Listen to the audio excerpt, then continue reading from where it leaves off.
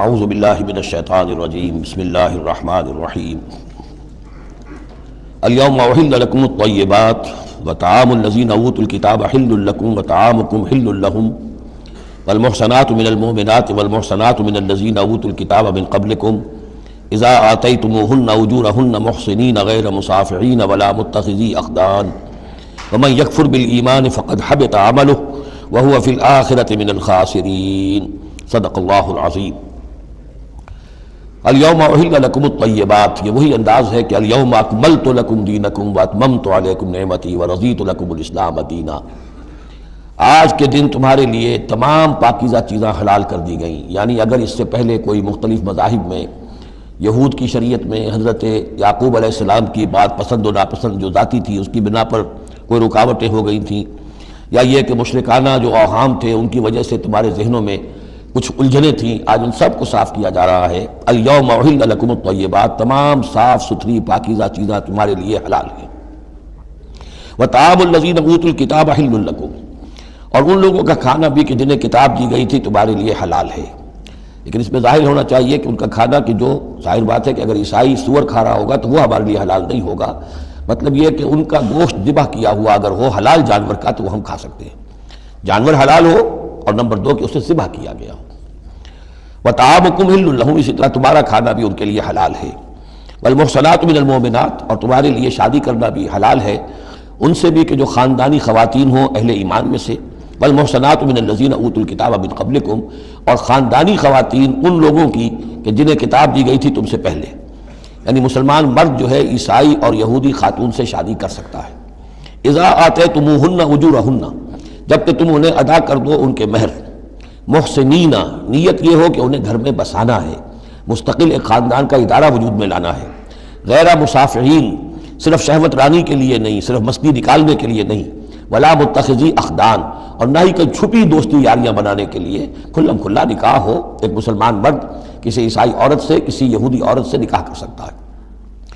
اس کے ضمن میں آج کل بہت سے اشکالات ہیں لوگوں کو، تو اس کے ضمن میں وضاحت کیے دیتا ہوں کہ جہاں تک تو شریعت کا اصل حکم ہے وہ تو یہ ہے، اور چونکہ شریعت محمد رسول اللہ پر پوری ہو چکی ہے، اس میں کوئی تغیر و تبدل نہیں ہو سکتا، لہذا اس کو منسوخ ہم نہیں کر سکتے، یہ تو قانون جو ہے قائم رہے گا، اور یہ اس کا جواز جو ہے، یہ اس کا جو کچھ لوگوں کو اس کے خلاف جو مصلحتیں نظر آتی ہیں وہ اپنی جگہ پر صحیح ہیں، لیکن اس کے باوجود قانون کو بدلا نہیں جا سکتا۔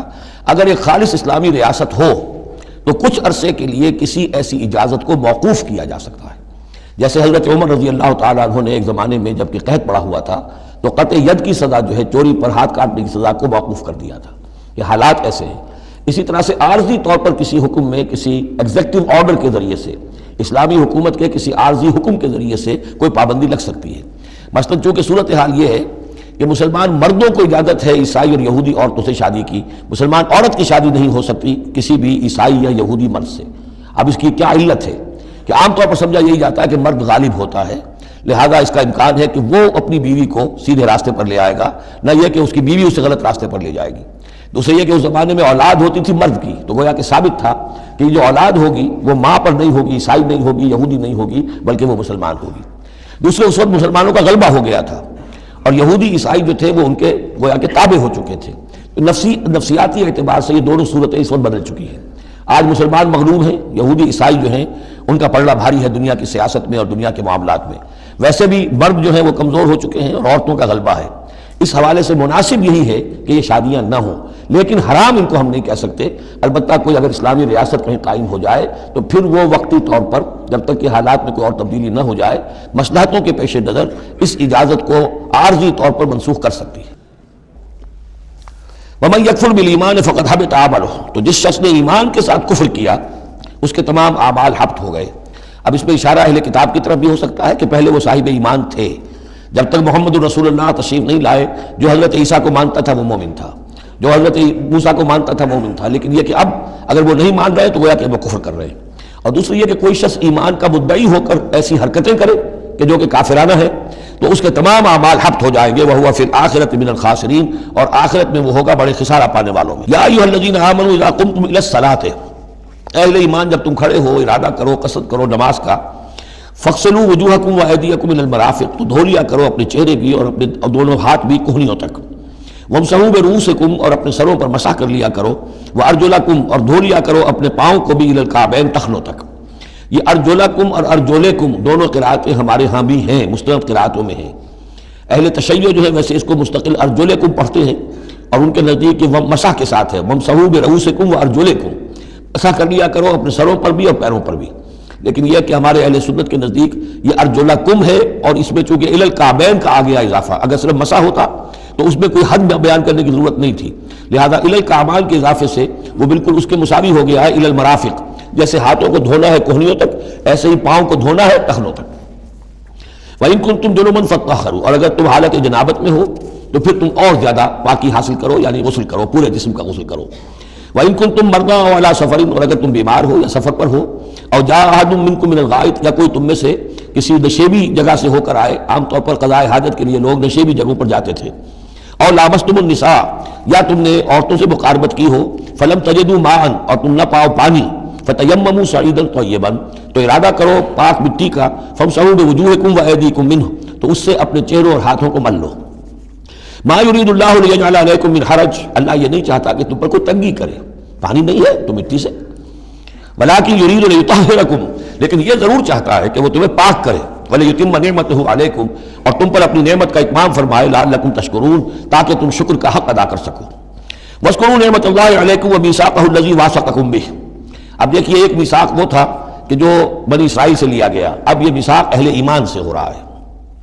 یہ سورت شروع ہوئی ہے یا ایھا الذین آمنوا سے، اور یاد رکھنا اپنے اس میثاق کو، اپنی اس نعمت کو جو تم پر ہوئی ہے اللہ کی طرف سے، اور وہ میثاق جو اس نے تم سے باندھ لیا ہے، جس میں اس نے تمہیں باندھ لیا ہے، واثقکم بہ اذ قلتم سمعنا واطعنا، جب تم نے کہا سمعنا واطعنا۔ سورہ بقرہ کی آخری آیت کہاں ختم ہوئی تھی؟ سمعنا واطعنا، آخری سے پہلی غفرانک ربنا والیک المصیر۔ جو مسلمان بھی کہتا ہے سمعنا واطعنا، گویا کہ وہ ایک میثاق میں، ایک بہت گاہے معاہدے کے اندر اللہ کے ساتھ بندھ گیا، اب اسے اللہ کی شریعت کی پابندی کرنی ہے۔ واذکروا نعمت اللہ علیکم ومیثاقہ الذی واثقکم بہ اذ قلتم سمعنا واطعنا واتقوا اللہ، اللہ کا تقوی اختیار کرو، ان اللہ علیم بذات الصدور، یقیناً اللہ تعالیٰ جو سینوں کے اندر چیزیں پنہاں ہیں ان سے بھی واقف ہے۔ یا ایھا الذین آمنوا کونوا قوامین للہ شہداء بالقسط، اب وہ آیت نمبر 135 میں نے نوٹ کرائی تھی سورہ نساء کی، اور یہ آیت نمبر 8 ہے سورہ مائدہ کی، ایک ہی مضمون، وہی نسبت زوجیت کو سمجھ لیجئے، صرف یہ کہ عکسی ترتیب ہے۔ وہاں تھا یا ایھا الذین آمنوا کونوا قوامین بالقسط شہداء للہ، یہاں ہے کونوا قوامین للہ شہداء بالقسط۔ ایک حقیقت تو میں نے اس وقت بیان کر دی تھی کہ گویا کہ معلوم ہوا کہ اللہ اور قسط مترادف ہے، اللہ کے لیے کھڑے ہو جاؤ، قسط کے لیے کھڑے ہو جاؤ، اللہ کے گواہ بن جاؤ، قسط کے گواہ بن جاؤ، تو گویا کہ اللہ اور قسط یہ مترادف ہے۔ دوسرا مفہوم جو کہ آج سامنے آ رہا ہے اس کو سمجھ لیجئے کہ کسی معاشرے میں عدل قائم کرنا، ایک تو یہ کہ عام انسان کی جو اس کی نفسیات ہے، اس کی فطرت ہے، اس کا تقاضا بھی یہ ہے کہ انسان چاہتا ہے کہ انصاف ہو۔ آج پوری نوع انسانی انصاف کی تلاش میں گھوم رہی ہے۔ بادشاہت سے نجات حاصل کی تھی، جمہوریت کی طرف آئے تھے کہ غلامی سے نجات ملے، انصاف ہونا چاہیے، انسان انسان پر حاکم بن کر بیٹھ جائے، یہ تو کوئی حق نہیں ہے کسی کو۔ لیکن یہ کہ اس کا نتیجہ کیا ہوا کہ کیپٹلزم کی لعنت میں گرفتار ہو گئے، سرمایہ داروں کی جو ہے وہ ایک ڈکٹیٹریت اور آمریت قائم ہو گئی۔ اس سے نجات پانے کے لیے کمیونزم کے پاس گئے، وہ پھر ایک پارٹی ڈکٹیٹرشپ قائم ہو گئی، ایک سے ایک رست از یک بنتا افتاد در بندے دیگر، ایک قید سے نجات نہیں پائی کہ دوسری قید کے اندر پھر پھنس گئے۔ اب انسان کدھر جائے گا؟ لیکن یہ کہ فطرت کے اندر ہے کہ عدل اور انصاف انسان چاہتا ہے۔ ایک تو یہ ہے کہ اس فطرت کے تقاضے کو پورا کرتے ہوئے عدل کو قائم کرنے کے لیے انسان کھڑا ہو جائے، اور ایک اس سے اوپر کی منزل ہے کہ اصل العدل اللہ کی ذات ہے، اس کا دیا ہوا نظام جو ہے وہ ہے عادلانہ نظام، ہم اس کے وفادار ہیں، ہمارے ذمے ہے اس کے نظام کو قائم کرنا، تو کھڑے ہو جاؤ اللہ کے لیے۔ یا ایھا الذین آمنوا کونوا قوامین للہ شہداء بالقسط، یہاں پر یہ اوپر کی منزل ہے جو بیان ہو رہی ہے کہ اصل میں یہ صرف فطرت انسانی کے تقاضے کے طور پر نہیں، تمہاری عبدیت کا تقاضا ہے، تمہارا اللہ کے ساتھ وفاداری کا جو رشتہ ہے اس کا تقاضا ہے کہ پوری قوت کے ساتھ with all the emphasis at your command، جو بھی تمہارے پاس ذرائع ہیں، وسائل ہیں، ان سب کو لے کر، جو بھی آپ کے پاس قوت ہے اس سب کو جمع کر کے، اور آپ کھڑے ہو جائیں اللہ کے لیے۔ کھڑے ہو جائیں اللہ کے لیے چمانی دارت، اللہ کے لیے کھڑے ہونا یعنی اس کے دین کے گواہ بن کر کھڑے ہو جانا، اور اس کا دین جو ہے العدل ہے، انصاف ہے، قسط ہے، تو اس انصاف اور قسط کو قائم کرنا۔ یا ایھا الذین آمنوا کونوا قوامین للہ شہداء بالقسط۔ اب دیکھیے وہاں کیا تھا، وَلَوْ عَلَىٰ أَنفُسِكُمْ وَبِالْوَالِدَيْنِ وَالْأَقْرَبِينَ، انصاف سے روکنے والی چیز ہوتی ہے کوئی محبت۔ اب میں اپنے خلاف کیسے فتویٰ دے دوں، اپنے والدین کے خلاف کیسے فیصلہ دے دوں، اپنے رشتہ داروں کے خلاف کیسے فیصلہ دے دوں؟ وہاں فرمایا اس کی کاٹ کر دی، وَلَوْ عَلَىٰ أَنفُسِكُمْ وَبِالْوَالِدَيْنِ وَالْأَقْرَبِينَ۔ حق بات ہے، انصاف کی بات ہے، خواہ تمہارے خلاف جا رہی ہو، تمہارے والدین کے خلاف جا رہی ہو، تمہارے رشتہ داروں کے خلاف جا رہی ہو، حق کہنا ہے۔ دوسری چیز کیا ہوتی ہے، کسی کی دشمنی کی وجہ سے آپ حق نہیں کہتے۔ بات تو حق ہے اسی کی، لیکن یہ تو دشمن ہے، میں اس کے حق میں کیسے فتویٰ دوں؟ اس سے یہاں روک دیا گیا۔ تو یہ وہ ریسیپروکل نسبتیں ہیں قرآن مجید کی صورتوں کے اندر، ایک ہی مضمون ہے، اس کے اندر عکسی ترتیب اور ریسیپروکل ترتیب۔ وَلَا يَجْرِمَنَّكُمْ شَنَآنُ قَوْمٍ عَلَىٰ أَلَّا تَعْدِلُوا، دیکھو کسی قوم کی دشمنی تمہیں اس بات پر آمادہ نہ کر دے کہ تم عدل سے منحرف ہو جاؤ۔ اعدلوا، عدل سے کام لو، انصاف کرو۔ هو اقرب للتقویٰ، یہی بہتر ہے اور قریب تر ہے تقویٰ کے۔ واتقوا اللہ ان اللہ خبیر بما تعملون، اور اللہ کا تقویٰ اختیار کرو اور جو کچھ تم کر رہے ہو اللہ اسے باخبر ہے۔ اب اس میں ظاہر بات ہے بار بار میں نہیں کہہ سکتا، یہ جو بار بار آتا اللہ دیکھ رہا ہے، اللہ باخبر ہے، کیا مانی؟ ہر ایک کا حساب تم سے لے گا، ہر ایک کی جواب دہی تمہیں کرنی پڑے گی، تمہارا کوئی عمل، تمہارا کوئی قول اس کے علم سے خارج نہیں ہے، لہذا ہر وقت چوکس رہو، چوکنے رہو۔ وعد اللہ الذین آمنوا وعملوا الصالحات لهم مغفرۃ واجر عظیم، ہاں اللہ تعالیٰ کا وعدہ ہے ان لوگوں سے جو ایمان لائیں اور نیک عمل کریں کہ ان کے لیے مغفرت بھی ہے، اجر عظیم بھی ہے۔ والذین کفروا وکذبوا بآیاتنا اولئک اصحاب الجحیم، اور جو لوگ کہ انکار کریں اور جھٹلا دیں ہماری آیات کو، وہ ہیں جہنم والے، آگ والے۔ یا ایھا الذین آمنوا اذکروا نعمت اللہ علیکم اذ ہم قوم ان یبسطوا الیکم ایدیہم، اہل ایمان ذرا یاد کرو اس اللہ کے انعام کو جب کہ قوم نے ارادہ کیا تھا کہ تمہارے خلاف اقدام کریں، بڑھائیں اپنے ہاتھ تمہارے خلاف۔ یہ غزوہ احزاب کے بعد جو ہے وہ ایک جو بھی کوششیں ہوئیں، بہت سے لوگ ابھی پیچ و تاب کھا رہے تھے کفار میں سے کہ آپ پھر دوبارہ جائیں، لیکن ایسے حالات اللہ تعالیٰ نے پیدا کر دیے، ان کے دلوں پر ایسا رعب پڑ گیا تھا غزوہ احزاب کے بعد کہ پھر جرأت ہو نہیں سکی۔ اس کو اللہ تعالیٰ اپنے انعام کی حیثیت سے یہاں اس کا ذکر فرما رہے ہیں۔ اذ ہم قوم ان یبسطوا الیکم ایدیہم، جبکہ قوم نے ارادہ تو کیا تھا کہ وہ اپنے ہاتھ پھیلائیں تمہاری طرف، بڑھائیں تمہاری اوپر زیادتی کرنے کے لیے، تم پر فوج کشی کے لیے، فکف ایدیہم عنکم، تو اللہ تعالیٰ نے ان کے ہاتھوں کو روک دیا تم سے۔ اور اس میں خاص اشارہ صلح حدیبیہ کی طرف ہے۔ صلح حدیبیہ کے وقت بھی بہت ہی پیچ و تاب کھا رہے تھے قریش، اور وہ ہر صورت کے اندر ان کے نوجوان جو تھے ان کا خون کھول رہا تھا، لیکن یہ کہ بالآخر یوں سمجھیے کہ سینٹی پریویلڈ، اور انہیں یہ سمجھ میں آ گیا کہ اس وقت ہم مسلمانوں کا مقابلہ نہیں کر سکیں گے، اور اللہ تعالیٰ نے گویا کہ ان کے ہاتھوں کو روک لیا۔ فکف ایدیہم عنکم وعلی اللہ فلیتوکل المؤمنون، اہل ایمان کو تو اللہ ہی پر توکل کرنا چاہیے۔ ولقد اخذ اللہ میثاق بنی اسرائیل، اب یہ بنی اسرائیل کی تاریخ کے کچھ واقعات آ رہے ہیں۔ وَلَقَدْ أَخَذَ اللَّهُ مِيثَاقَ بَنِي اسرائیل، اور جس طرح اے مسلمانوں آج تم سے میثاق لیا گیا ہے اور تمہیں اللہ نے جکڑ لیا ہے، باندھ لیا ہے شریعت کے میثاق میں، اسی طرح اللہ تعالیٰ نے بنی اسرائیل کا میثاق بھی لیا تھا۔ وَبَعَثْنَا مِنْهُمُ اثْنَيْ عَشَرَ نَقِيبًا، اور ان میں ہم نے اٹھا دیے تھے، مقرر کر دیے تھے 12 نقیب، 12 قبیلے تھے، ہر قبیلے میں حضرت موسیٰ علیہ السلام نے ایک نقیب مقرر کیا۔ یہی ہم نے اپنے اسرے کے ناظرین کے لیے نقیب کا لفظ یہیں سے اختیار کیا ہے۔ حضور نے بھی 12 نقیب مقرر کیے تھے انصار میں، 9 جو ہیں خزرج میں سے اور 3 اوس میں سے۔ وقال اللہ انی معکم، اور اللہ نے فرمایا تھا ان سے میں تمہارے ساتھ ہوں، یعنی میری مدد، میری تائید، نصرت تمہارے شامل حال رہے گی۔ لئن اقمتم الصلاۃ وآتیتم الزکاۃ، اگر تم نے نماز کو قائم رکھا اور زکوٰۃ ادا کرتے رہے، وآمنتم برسلی، اور میرے رسولوں پر تم ایمان لاتے رہے۔ آئیں گے پے بپے آئیں گے، حضرت موسیٰ کے بعد سے لے کر تو 1400 برس تک تاج ٹوٹا ہی نہیں، پھر دراز وقفہ 600 برس کا ہوا، پھر حضور تشریف لائے۔ آمنتم برسلی وعزرتموہم، اور ان کی تم مدد کرتے رہو گے، واقرضتم اللہ قرضا حسنا، اور اگر تم اللہ کو قرض حسنا دیتے رہو گے، اپنے مال خرچ کرتے رہو گے اللہ کے دین کے لیے، لأکفرن عنکم سیئاتکم، تو میں لازماً دور کر دوں گا تم سے تمہاری برائیوں کو، ولأدخلنکم جنات تجری من تحتها الانہار، اور میں لازماً داخل کروں گا تمہیں ان باغات میں جن کے دامن میں ندیاں بہتی ہوں گی۔ فمن کفر بعد ذلک، تو جس نے بھی کفر کیا اس کے بعد، منکم تم میں سے، فقد ضل سواء السبیل، تو وہ تو سیدھے راستے سے بہت بھٹک کر رہ گیا۔ فَبِمَا نَقْضِهِمْ مِيثَاقَهُمْ لَعَنَّاهُمْ، بس ان کے اپنے اسی عہد کو توڑنے کے باعث ہم نے ان پر لعنت فرمائی۔ یہ لعناہم جو میں نے وہاں پر محذوف قرار دیا تھا، یہاں پر وہ واضح آ گیا۔ فَبِمَا نَقْضِهِمْ مِيثَاقَهُمْ لَعَنَّاهُمْ، ہم نے ان کے اسی میثاق کو توڑنے کی پاداش میں ان پر لعنت فرمائی۔ وَجَعَلْنَا قُلُوبَهُمْ قَاسِيَةً، اور ان کے دلوں کو سخت کر دیا۔ ثُمَّ قَسَتْ قُلُوبُكُمْ فَهِيَ كَالْحِجَارَةِ أَوْ أَشَدُّ قَسْوَةً، يُحَرِّفُونَ الْكَلِمَ عَن مَّوَاضِعِهِ، وہ کلام کو اس کے اصل مقام سے ہٹاتے ہیں۔ وَنَسُوا حَظًّا مِّمَّا ذُكِّرُوا بِهِ، اور وہ جو کچھ کہ ان کو دیا گیا تھا نصیحت کے طور پر، ہدایت کے طور پر، اس کے اکثر حصے کو بھول گئے یا اس سے فائدہ اٹھانا انہوں نے چھوڑ دیا۔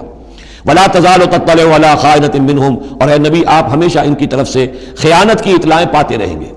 آپ کو معلوم ہے کہ حضور جیسے مدینے پہنچے تھے تو آپ نے پہلے 6 مہینے میں جو 3 کام کیے، کنسالیڈیشن اپنی پوزیشن کی مدینہ منورہ میں، ان میں سے ایک یہ بھی تھا کہ یہود کے 3 قبیلوں سے معاہدے کر لیے، جوائنٹ ڈیفنس آف مدینہ، کہ اگر مدینے پر حملہ ہوگا تو مل جل کر دفاع کریں گے۔ لیکن یہ کہ اس کے بعد یہ ہر قبیلہ ایک ایک کر کے غداری کرتا رہا، تو یہ حضور سے کہا جا رہا ہے وَلَا تَزَالُ تَطَّلِعُ عَلَىٰ خَائِنَةٍ مِّنْهُمْ، ان کی طرف سے خیانتیں ہوتی رہیں گی، ہر وقت ہوتی رہیں گی، إِلَّا قَلِيلًا مِّنْهُمْ، سوائے ان میں سے چند کے، کچھ لوگ شریف بھی ہوں گے، فَاعْفُ عَنْهُمْ وَاصْفَحْ، تو ابھی درگزر کیجئے اور ذرا معاف کیجئے، إِنَّ اللَّهَ يُحِبُّ الْمُحْسِنِينَ، یقیناً اللہ تعالیٰ احسان کرنے والوں کو پسند فرماتا ہے۔ وَمِنَ الَّذِينَ قَالُوا إِنَّا نَصَارَىٰ أَخَذْنَا مِيثَاقَهُمْ، اور ان لوگوں سے بھی جنہوں نے یہ کہا کہ ہم نصارہ ہیں، ہم نے ان کا بھی میثاق لیا، اخذنا میثاقہم فنسوا حظا مما ذکروا، تو وہ بھی بھول گئے بڑا حصہ اس کا جو نصیحت انہیں کی گئی تھی، یا بھول گئے اس نصیحت سے فائدہ اٹھانا۔ فاغرينا بينهم العداوة والبغضاء الى يوم القيامة، تو ہم نے ڈال دی ان کے مابین دشمنی اور بغض قیامت کے دن تک۔ عیسائیوں میں تو خاص طور پر ایک تو ہے عیسائی اور یہودیوں کے درمیان جو دشمنی رہی ہے، یہ جو ہمارا دور ہے اصل میں اس میں عارضی طور پر صورتحال تبدیل ہو گئی ہے، لیکن واقعہ یہ ہے کہ پورے 2000 برس تک، لگ بھگ 100 برس نکال دیجئے تو 1900 برس تک شدید دشمنی رہی ہے یہودیوں اور عیسائیوں کے درمیان، کیونکہ عیسائی سمجھتے تھے کہ جسے ہم خدا سمجھتے ہیں اس کے قاتل یہ ہیں، انہوں نے سولی چڑھایا ہے۔ یہودی سمجھتے تھے کہ کافر جو تھا، مرتد جو تھا، جادوگر تھا، ولد الحرام تھا، ولد الزنا تھا، اسے یہ خدا کا بیٹا بنائے پھرتے ہیں۔ اب یہ اس قدر یعنی کنٹراسٹ ہے اتنی ایک دوسرے کے خلاف کہ ان کے اندر کوئی پوائنٹ آف میٹنگ ہے ہی نہیں، شدید دشمنی رہی ہے۔ اسی طریقے سے عیسائیوں کے اندر پھر جو فرقے بنے ہیں اور ان میں جو خانہ جنگی ہوئی ہے، پوری انسانی تاریخ اس کی مثال پیش کرنے سے قاصر ہے۔ ایک اتنی موٹی کتاب لکھی ایک صاحب نے، لندن میں ہے، بلڈ آن دی کراس، صلیب پر خون، وہ جو کتاب ہے وہ بتاتی ہے، میں حیران رہ گیا پڑھ کر، ہم لوگ نہیں واقف ہیں ان کی تمام چیزوں سے، یورپ میں جو کچھ ہوتا رہا ہے عیسائیوں کے فرقوں کے مابین، کیتھولکس اور پروٹیسٹنٹس کے درمیان، اس کی ہلکی سی جھلک اب بھی آئرلینڈ میں نظر آتی ہے۔ کسی طریقے سے ہمارے ہاں شیعہ سنی فساد کبھی نہیں ہوا عثمانی میں، کہیں محرم کے موقع پر ہو جاتا تھا، ان دنوں وہ سیاسی معاملات زیادہ ہو گئے ہیں، ورنہ فساد کی نوبت بہت کم آئی، بہت کم، لیکن خونریزی، قتل اور غارت گری جو وہاں ہوئی ہے اس کی کوئی مثال نہیں دنیا میں۔ فَأَغْرَيْنَا بَيْنَهُمُ الْعَدَاوَةَ وَالْبَغْضَاءَ إِلَىٰ يَوْمِ الْقِيَامَةِ، ہم نے ڈال دی ان کے مابین دشمنی اور بغض قیامت تک کے لیے۔ وَسَوْفَ يُنَبِّئُهُمُ اللَّهُ بِمَا كَانُوا يَصْنَعُونَ، اور پھر اللہ تعالیٰ جتلا دے گا انہیں قیامت کے دن جو کچھ وہ کرتے رہے تھے۔ یا اہل الکتاب قد جاءکم رسولنا، اب یہ وہی انداز ہے جو سورہ نساء کے آخر میں تھا، اے کتاب والو قد جاءکم رسولنا، آ گیا ہے تمہارے پاس ہمارا رسول صلی اللہ علیہ وسلم، یبین لکم کثیرا مما کنتم تخفون، جو ظاہر کر رہا ہے تم پر اکثر وہ چیزیں جو تم چھپا رہے تھے، من الکتاب، کتاب میں سے، ویعفو عن کثیر، ابھی بہت سی چیزوں سے تو درگزر بھی کر رہا ہے، تمہارے سارے بھانڈے نہیں پھوڑے اس نے۔ قد جاءکم من اللہ نور و کتاب مبین، آ چکا ہے تمہارے پاس اللہ کی طرف سے نور بھی اور روشن کتاب بھی۔ یہ مقام قرآن کا ایسا ہے کہ یہاں نور سے مراد احتمال میں حضور کی شخصیت بھی ہو سکتی ہے۔ وہاں میں نے کہا تھا انزلنا الیکم نورا مبینا، نازل کر دیا ہے تمہاری طرف ایک روشن نور، وہاں اس سے مراد قرآن بنتا ہے، اس لیے کہ حضور کے لیے لفظ انزلنا یہ صحیح نہیں، اس پر منطبق نہیں ہو سکتا بعثت کے لیے، لیکن یہاں جاءکم من اللہ نور و کتاب مبین، یہ بھی معنی ہو سکتے ہیں کہ نور بھی قرآن کو کہا گیا ہو، اور واو جو ہے یہ واو تفسیری ہو، آ گیا ہے تمہارے پاس نور یعنی کتاب مبین، یہ بھی معنی ہو سکتے ہیں، احتمال یہ بھی ہے، لیکن یہ کہ یہ احتمال بھی موجود ہے کہ یہاں نور سے مراد محمد الرسول اللہ صلی اللہ علیہ وسلم کی ذات مبارکہ ہو، اور اس سے مراد حضور کی روح ہے، روح پر نور ہے، اور اس اعتبار سے کہ حضور کی روح جو ہے اور آپ کی روحانیت آپ کے پورے وجود کے اوپر غالب تھی، چھائی ہوئی تھی، لہذا آپ کو مجسم نور بھی کہا جا سکتا ہے، یہ صرف یوں سمجھیے استعارے کا انداز ہے، اس میں کوئی حرج کی بات نہیں۔ قد جاءکم من اللہ نور و کتاب مبین یہدی بہ اللہ من اتبع رضوانہ سبل السلام، اس کے ذریعے سے اللہ تعالیٰ رہنمائی فرماتا ہے ان کی جو اس کی رضا کے جویا ہیں، متلاشی ہیں، سلامتی کے راستوں کی ہدایت فرماتا ہے، وَيُخْرِجُهُم مِّنَ الظُّلُمَاتِ إِلَى النُّورِ، اور نکالتا ہے انہیں اندھیروں سے روشنی کی طرف بِإِذْنِهِ، اپنے حکم سے، وَيَهْدِيهِمْ إِلَىٰ صِرَاطٍ مُّسْتَقِيمٍ، اور ان کی رہنمائی فرماتا ہے، ہدایت دیتا ہے انہیں سیدھے راستے کی طرف۔ قد كفر الذين قالوا ان اللہ هو المسیح ابن مریم، یقیناً کفر کیا انہوں نے جنہوں نے کہا اللہ ہی مسیح ابن مریم ہے۔ دیکھیے حضرت عیسیٰ کے بارے میں یہ دو عقیدے رہے ہیں ان کے ہاں، ایک ہے گاڈ انکارنیٹ، اوتار کا عقیدہ جو ہندوؤں میں بھی ہے، رام چندر جی خدا کے اوتار، کرشن جی مہاراج خدا کے اوتار، یعنی خدا خود ہی انسانی شکل میں ظہور کر لیتا ہے۔ اسی طرح کا گاڈ انکارنیٹ کا کانسیپٹ عیسائیوں میں بھی رہا ہے، اور خاص طور پر جیکوبائٹس جو ان کا فرقہ رہا ہے وہ سختی کے ساتھ اس پر قائل تھا کہ اصل میں اللہ ہی نے حضرت مسیح کی شکل میں دنیا میں ظہور فرمایا ہے۔ لقد کفر الذین قالوا ان اللہ هو المسیح ابن مریم، ان لوگوں نے بھی کفر کیا جنہوں نے کہا کہ اللہ ہی ہے، مسیح ابن مریم جو ہے حقیقت میں اللہ ہی ہے جو اس شکل میں ظاہر ہوا ہے۔ قل فمن یملک من اللہ شیئا، تو ان سے پوچھئے کہ کون ہے جسے اختیار ہو اللہ کے مقابلے میں کچھ بھی، ان اراد ان یہلک المسیح ابن مریم، اگر وہ ہلاک کرنا چاہے مسیح ابن مریم کو، وامہ اور اس کی ماں کو بھی، مریم کو بھی، ومن فی الارض جميعا اور جو بھی زمین میں ہے ان سب کو ہلاک کرنا چاہے تو کون اس کا ہاتھ روک لے گا؟ وَلِلَّهِ مُلْكُ السَّمَاوَاتِ وَالْأَرْضِ وَمَا بَيْنَهُمَا، اور اللہ ہی کے لیے ہے بادشاہی آسمانوں کی اور زمین کی اور جو بھی کچھ ان دونوں کے مابین ہے۔ يَخْلُقُ مَا يَشَاءُ، وہ تخلیق فرماتا ہے جو چاہتا ہے، وَاللَّهُ عَلَىٰ كُلِّ شَيْءٍ قدیر، اللہ ہر چیز پر قادر ہے، جو چیز چاہتا ہے تخلیق فرماتا ہے۔ آدم کو تخلیق فرمایا، عیسیٰ کو تخلیق فرمایا، یحییٰ کو تخلیق فرمایا، اعجاز کے اور معجزہ ہونے کی مختلف شکلیں ہیں۔ وقالت اليہود والنصارى نحن ابناء اللہ واحباؤہ، اور یہ یہودی اور نصرانی کہتے ہیں ہم تو اللہ کے بیٹے ہیں، یعنی بیٹوں کے مانند لاڈلے، واحباؤہ اس کے بڑے چہیتے ہیں، پیارے ہیں۔ قل فلم يعذبكم بذنوبكم، تو ان سے کہیے کہ پھر وہ تمہیں عذاب کیوں دیتا رہا ہے تمہارے گناہوں کی پاداش میں؟ اللہ کی اولاد ہو، چہیتے ہو، نبوکدنضر کے ہاتھوں تمہیں پٹوایا، 6 لاکھ تمہارے قتل ہوئے، تمہارا ہیکل اول جو ہے وہ شہید ہوا، ایسیرینز کے ہاتھوں تمہاری سلطنت اسرائیل ختم ہوئی، پھر تمہیں یونانیوں نے رگڑا، پھر تمہیں جو ہے رومیوں نے جو ہے کس طریقے سے تمہیں ایذائیں پہنچائی، اور تمہارا دوسرا جو ہیکل بنایا تھا وہ بھی گرا دیا۔ ایسے ہی لاڈلے ہوتے ہیں اللہ کے، یا اللہ اتنا ہی لاچار ہے، بیچارہ ہے، عاجز ہے؟ قل فلم يعذبكم بذنوبكم بل انتم بشر ممن خلق، نہیں تم بھی انسان ہو جیسے کہ اور انسان اس نے بنائے ہیں۔ یغفر لمن یشاء، وہ جس کو چاہتا ہے بخشش فرماتا ہے، ویعذب من یشاء، جس کو چاہتا ہے سزا دیتا ہے۔ وللہ ملک السماوات والارض، آسمانوں اور زمین کی کل بادشاہی اللہ ہی کے لیے ہے، وما بینہما، اور جو کچھ ان دونوں کی مابین ہے ان کی بھی، وإلیہ المصیر، اور اسی کی طرف لوٹ جانا ہے۔ یا اہل الکتاب قد جاءکم رسولنا یبین لکم علی فترۃ من الرسل، پھر وہی بات لیکن یہاں ایک نئے نکتے کے ساتھ آئی ہے۔ اہل کتاب تمہارے پاس آ چکا ہے ہمارا رسول صلی اللہ علیہ وسلم، یبین لکم، جو تمہارے لیے واضح کر رہا ہے، بیان کر رہا ہے، علی فترۃ من الرسل، رسالت کے ایک انقطاع کے بعد۔ حضرت عیسیٰ اور حضور صلی اللہ علیہ وسلم کے مابین 600 برس ایسے گزرے ہیں کہ دنیا میں کوئی نبی کوئی رسول نہیں رہا۔ یہ فترت ہے، فترت ہے، وقفہ ہے عارضی، اور پھر حضور کی بعثت، اور پھر فترت دائمی، اب رسالت کا دروازہ ختم۔ 600 برس کے لیے عارضی بند، پھر حضور کی تشریف آوری، اور اب تا قیام قیامت دروازہ بند۔ یا اہل الکتاب قد جاءکم رسولنا یبین لکم علی فترۃ من الرسل ان تقولوا ما جاءنا من بشیر، مبادا تم یہ کہو کہ ہمارے پاس تو نہیں آیا کوئی بشارت دینے والا ولا نذیر، اور نہ کوئی خبردار کرنے والا۔ فقد جاءکم بشیر ونذیر، تو سن لو آ گیا ہے تمہارے پاس خبردار کرنے والا اور بشارت دینے والے۔ رسلا مبشرین ومنذرین لئلا یکون للناس علی اللہ حجۃ بعد الرسل وکان اللہ عزیزا حکیما۔ سورہ نساء کی وہ آیت اب آپ کے ذہن میں رہنی چاہیے، بنیادی آیت۔ واللہ علی کل شیء قدیر، اور اللہ ہر چیز پر قادر ہے۔ اب حضرت موسیٰ علیہ السلام کا وہ واقعہ آ رہا ہے کہ جب کہ مصر سے اپنی قوم کو لے کر نکلے، صحرائے سینا میں رہے، کوہ طور پر بلائے گئے، تورات دے دی گئی، اب اس کے بعد انہیں حکم ہوا کہ فلسطین میں داخل ہو جاؤ، اور وہاں جو مشرک اور کافر قومیں آباد تھیں، فلسطی کہلاتے تھے، ان کو تم ان کے ساتھ جنگ کرو، انہیں وہاں سے نکالو، اور یہ تمہارے لیے ارض مقدس اللہ کی طرف سے موعود ہے، اس لیے کہ تمہارے ابراہیم، تمہارے جد امجد تھے وہ یہی تھے، یہی حضرت اسحاق تھے، یہیں سے پھر حضرت یعقوب کے زمانے میں حضرت یوسف علیہ السلام جب مصر چلے گئے تھے تو یہاں سے تمہاری منتقلی مصر ہوئی تھی، اب جو اپنا اصل گھر ہے جاؤ اسے حاصل کرو۔ لیکن جب جنگ کا موقع آیا پوری قوم نے کوڑا جواب دے دیا کہ ہم جنگ کرنے کے لیے تیار نہیں۔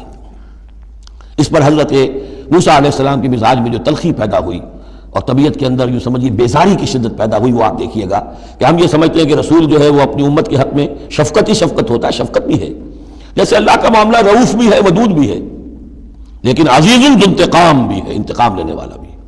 یہ دونوں شانیں ہیں، رسول کا معاملہ بھی ہے، شفیق بھی ہے، لیکن غیور بھی ہے، دین کی غیرت اس میں ہے، آپ سے بڑھ کر اللہ کے دین کی غیرت اس میں ہے، تو آخر ظاہر بات ہے کہ آپ کے طرز عمل سے بیزاری بھی ہوگی۔ پھر ان دونوں چیزوں کو سامنے رکھیے۔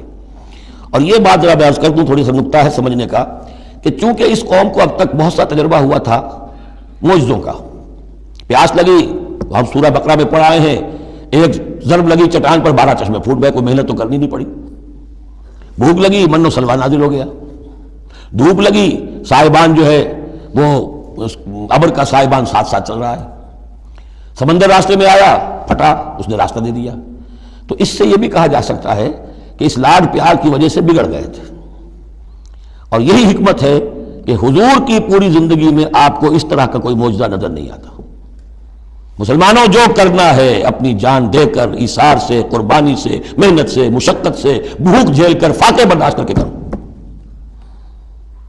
یہ بہت اہم نکتہ ہے، سمجھ لیجیے. یہ عادی ہو گئے تھے. وَإِذْ قَالَ مُوسَىٰ لِقَوْمِهِ يَا قَوْمِ اذْكُرُوا نِعْمَتَ اللَّهِ عَلَيْكُمْ إِذْ جَعَلَ فِيكُمْ أَنْبِيَاءَ وَجَعَلَكُمْ مُلُوكًا. اور یاد کرو جب کہ موسیٰ نے کہا اپنی قوم سے، اے میری قوم کے لوگوں، اور تورات سے معلوم ہوتا ہے بک آف ایکسوڈس جو ہے 6 لاکھ کی نفری تھی ان کی جب یہ نکلے ہیں مصر سے. اب ان میں بوڑھے بھی، بچے بھی اور عورتیں بھی، ان کو نکال دیجئے تو کم سے کم 1 لاکھ تو ہوں گے کہ جو ایسے لوگ ہوں کہ جو جنگ کی صلاحیت رکھتے ہوں.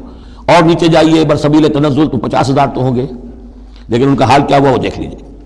یا قوم اذکروا نعمت اللہ علیکم، میری قوم کے لوگوں اللہ کے اس انعام کا احساس کرو جو تم پر ہوا ہے. اذ جعل فیکم انبیاء، جب کہ تمہارے اندر اس نے نبی اٹھائے. یعنی خود میں نبی ہوں، میرے بھائی ہارون نبی ہیں، حضرت موسیٰ نبی تھے، حضرت یوسف نبی تھے جو آئے تھے. وجعلکم ملوکا، اور تمہیں بادشاہ بنایا ہے. بادشاہ بنایا ہے تو ظاہر بات ہے اس وقت تک اگرچہ ان کی بادشاہت تو قائم نہیں ہوئی تھی، ہو سکتا ہے یہ پیشین گوئی ہو کہ جو بتائی جا رہی ہو کہ آئندہ تمہیں اللہ تعالیٰ زمین کی سلطنت بھی اور خلافت بھی دینے والا ہے، جیسے کہ حضرت داؤد اور حضرت سلیمان کے زمانے میں ہوئی. ایک رائے یہ بھی ہے کہ چونکہ حضرت یوسف کے زمانے میں انہیں بڑا اقتدار حاصل ہو گیا تھا. بادشاہ تو نہیں تھے لیکن یہ کہ واقعتاً بادشاہوں کے بھی، جن کو کہتے ہیں کہ پیرزادے ہونے کے اعتبار سے بادشاہوں کے بھی مخدوم تھے اور ممدوح تھے، تو شاید اس کی طرف اشارہ ہو. وَآتَاكُم مَّا لَمْ يُؤْتِ أَحَدًا مِّنَ الْعَالَمِينَ، اور تمہیں وہ ساری چیزیں دیں جو پوری دنیا میں تمام جہان والوں میں کسی کو نہیں دی. یا قوم ادخلوا الارض المقدسۃ التي كتب اللہ لکم، اے میری قوم کے لوگوں اب داخل ہو جاؤ اس ارض مقدس میں، اس فلسطین میں جو اللہ نے تمہارے لیے لکھ دی ہے. اللہ کا فیصلہ ہے، تمہیں ملے گی. ولا ترتدوا على ادبارکم، اور اب اپنی پیٹھوں کے بل نہ واپس نہ پھرنا. فتنقلبوا خاسرین، اگر ایسا کرو گے تو خسارے میں رہو گے. قالوا یا موسیٰ ان فیہا قوما جبارین، انہوں نے کہا موسیٰ ہم فلسطین میں داخل ہو جائیں، اس میں تو بڑی جابر قوم ہے، بڑی طاقتور قوم ہے، غداور لوگ ہیں، لئیم ہے، جسیم ہے. ان فیہا قوما جبارین وانا لن ندخلها حتى يخرجوا منها، ہم اس زمین میں داخل نہیں ہوں گے، اپنے قدم نہیں بڑھائیں گے جب تک کہ وہ وہاں سے نکل نہ جائیں. وَإِن يَخْرُجُوا مِنْهَا فَإِنَّا دَاخِلُونَ، وہ نکل جائیں پھر ہم داخل ہو جائیں گے. قال رجلان من الذين يخافون، کہا 2 اشخاص نے کہ جو خوف رکھتے تھے اللہ کا بھی، انعم اللہ علیہما، اللہ نے بھی ان پر انعام کیا تھا. یہ 2 شاگرد تھے جو قریبی صحابی یا حواری تھے حضرت موسیٰ کے. یوشع ابن نون تو وہ ہے کہ جو پھر ان کے بعد جانشین بھی ہوئے، اور گمان غالب یہی ہے کہ وہ نبی بھی تھے. اور دوسرے تھے کالب بن یفنہ. تو ان دونوں نے اپنے قوم کے لوگوں کو سمجھانا چاہا. قال رجلان من الذين يخافون انعم الله عليهما ادخلوا عليهم الباب، ہمت کرو دروازے میں ایک دفعہ گھسو تو صحیح. فاذا دخلتموه فانكم غالبون، جب تم داخل ہو جاؤ گے تو غلبہ تمہیں مل جائے گا.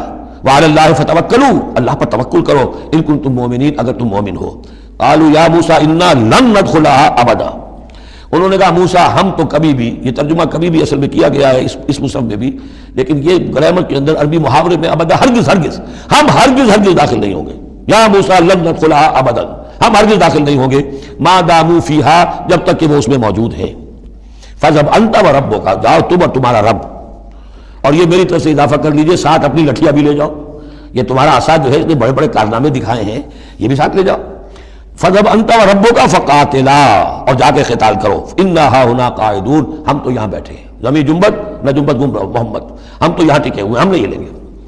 قال رب، اب دیکھیے بیزاری، وہی حضرت موسیٰ سورہ قصص میں آپ واقعہ پڑھیں گے کہ قبطی جو تھا وہ مار رہا تھا ایک اسرائیلی کو، تو اس کی طرف سے پھر مدافعت کرتے ہوئے حضرت موسیٰ نے ایک مکہ رسید کیا اور اس قبطی کی جان نکال دی. فوقذہ موسیٰ فقضى علیہ، اس وقت اتنی محبت اپنی قوم سے. اور اب کیا حال ہے؟ قال رب انی لا املک الا نفسی واخی، انہوں نے عرض کیا پروردگار مجھے تو اختیار نہیں ہے سوائے اپنی جان کے اور اپنے بھائی ہارون کی جان کے. ففرق بیننا، باقی یہ پوری قوم انکار کر رہی ہے تو اب تفریق کر دے، علیحدہ کر دے، جدائی ڈال دے ہمارے مابین، وبین القوم الفاسقین، اور ان ناہنجار لوگوں کے درمیان میں اب ان کے ساتھ رہنا نہیں چاہتا. آج کی اصطلاح میں ہم کہہ سکتے ہیں میرا استعفیٰ قبول فرما لے، کہ میں اب ان کے ساتھ نہیں رہنا چاہتا. ان کی ناہنجاری، جو کچھ انہوں نے دیکھا ہے، میرے ہاتھوں سے جو معجزے دیکھے ہیں، میرے اور ان کے درمیان اب تفرقہ پیدا کر دے. اللہ نے یہ درخواست قبول نہیں کی، لیکن یہ کہ تذکرہ بھی نہیں کیا. قال فإنها محرمة عليهم 40 سنة، نہیں، ہم جو سزا انہیں دے رہے ہیں وہ یہ ہے کہ اب یہ ارض مقدس اگر یہ بزدلی نہ دکھاتے ابھی ہم انہیں دے دیتے. اب انہوں نے بزدلی دکھائی ہے تو اب یہ ان پر حرام رہے گی 40 برس تک. یتیہون فی الارض، اسی صحرا میں، اسی صحرائے سینا میں، سینائی پیننسولا یہ بھٹکتے پھریں گے. فلا تأس علی القوم الفاسقین. تو اب آپ اس فاسق لوگوں کے بارے میں اب آپ افسوس نہ کریں، اپنے دل کے اندر رنج نہ لیں اب جو کچھ ان پر بیتے گی، لیکن بہرحال آپ ان کی طرف رسول بنا کر بھیجے گئے ہیں، جب تک زندگی ہے آپ کو ان کے ساتھ رہنا ہے. یہاں ذرا یاد کر لیجئے کہ جو حضرت موسیٰ نے کہا انی لا املک الا نفسی و اخی، حضور سے کیا کہا گیا تھا سورہ نساء میں؟ فقاتل فی سبیل اللہ لا تکلف الا نفسک وحرض المؤمنین. اے نبی آپ اللہ کی راہ میں قتال کیجئے، آپ پر ذمہ داری نہیں ہے سوائے اس کے کہ آپ کی اپنی جان ہے، اور آپ اہل ایمان کی جتنی تحریض، ترغیب، تشویق، جتنے ان کے ایمان کے جذبات کو اپیل کرنا ممکن ہے کیجئے بس. وَاتْلُ عَلَيْهِمْ نَبَأَ ابْنَيْ آدَمَ بِالْحَقِّ. اب یہ معاملہ ہو رہا ہے قتل ناحق کے سلسلے میں، ملک میں فساد مچانے کے سلسلے میں، چوری ڈاکے کے سلسلے میں کیا ان کی اہمیت ہے، کیا اس کے پھر سزائیں ہیں. وَاتْلُ عَلَيْهِمْ نَبَأَ ابْنَيْ آدَمَ بِالْحَقِّ. اور اے نبی ان کو پڑھ کر سنائیے آدم کے دو بیٹوں کی کہانی یا قصہ حق کے ساتھ. اِذْ قَرَّبَا قُرْبَانًا، جبکہ ان دونوں نے قربانی پیش کی، ایک حابیل قابیل، اور ایک ان میں سے گنریے کا کام کرتے تھے، بھیڑیں بکریاں چراتے تھے، ایک کاشتکار تھے. تو دونوں نے کچھ اپنی جنس لے کر آئے اور دوسرے جو ہے وہ کچھ اپنے کوئی جانور لے کر آئے، اللہ کے لیے نذر کے طور پر پیش کیا. فَتُقُبِّلَ مِنْ أَحَدِهِمَا وَلَمْ يُتَقَبَّلْ مِنَ الْآخَرِ. تو ان میں سے ایک کی بھی جو قربانی تھی قبول کر لی گئی اور دوسری کی قبول نہیں کی گئی. یہ کیسے معلوم ہوا؟ یہ میں بتا چکا ہوں آپ کو کہ اس وقت کا معاملہ یہ تھا کہ قربانی کی قبولیت کی علامت یہ ہوتی تھی کہ آسمان سے ایک شعلہ سا نیچے اترتا تھا اور وہ اس کو بھسم کر دیتا تھا، گویا کہ اللہ نے قبول فرما لی. قال لأقتلنک. اب جس کی یہ قبول نہیں ہوئی تھی اس نے کہا اپنے بھائی سے، جس کی قبول ہو گئی تھی حسد کی آگ میں جل کر، میں تمہیں قتل کر دوں گا.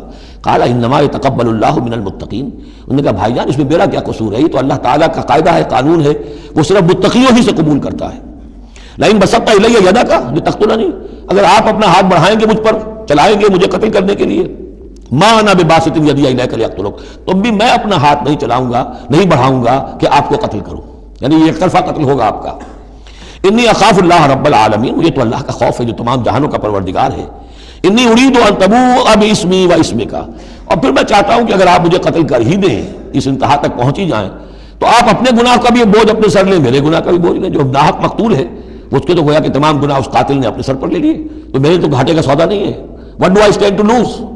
آخر میری کوئی خطائیں ہیں، میری کوئی غلطیاں ہیں، کوئی گناہ میں نے کیے ہوں گے، اگر آپ ناحق مجھے قتل کریں گے تو میرے ان تمام گناہوں کا وبال آپ کے سر آ جائے گا، تو میرے تو کوئی نقصان والی بات نہیں. انی ارید ان تبوء باسمی و اسمک فتکون من اصحاب النار، اور یہ ہوگی سخت ترین سزا میری طرف سے آپ کو کہ پھر آپ ہو جائیں گے جہنمی. وذالک جزاء الظالمین، اور یہی بدلہ ہے ظالموں کا.